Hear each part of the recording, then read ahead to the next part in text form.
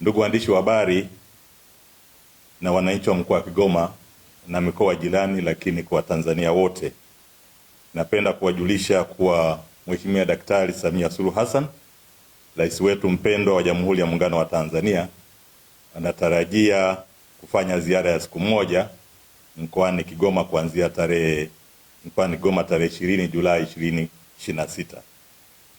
Malengo ya ziara ya Mheshimiwa Rais mkoani Kigoma ni kuja kuzindua ujenzi wa reli ya kisasa ya kati ya SGR loti namba 6.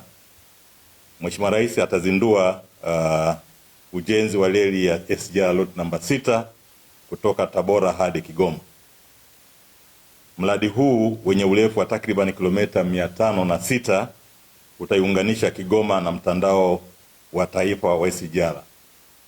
Utekelezaji wake utawezesha usafirishaji wa haraka, usafirishaji ambao ni salama na wenye gharama nafuu kwa mizigo, lakini pia kwa abiria.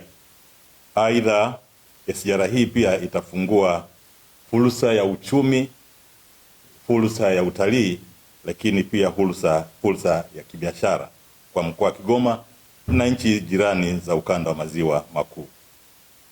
Mheshimiwa waandishi wa habari, pamoja na uzinduzi wa SGR, pia Mheshimiwa Rais atazindua ujenzi wa meli mpya 4 zinazojengwa na kuanza kutumika katika ziwa Tanganyika. Meli hizi zitaboresha usafiri wa majini, kuimarisha usalama na kuchochea shughuli za kiuchumi kwa wananchi wanaoishi katika nchi zote zinazozunguka ziwa Tanganyika. Kwa niaba ya serikali ya mkoa, ninawaomba wananchi wote wa Kigoma tujitokeze kwa wingi kuja kumpokea mpendwa wetu Mheshimiwa Daktari Samia Suluhu Hassan, Rais wetu wa Jamhuri ya Muungano wa Tanzania, ili kushiriki katika hafla ya pamoja ya kihistoria katika mkoa wetu na taifa kwa ujumla. Asanteni sana kwa kunisikiliza na karibuni wote.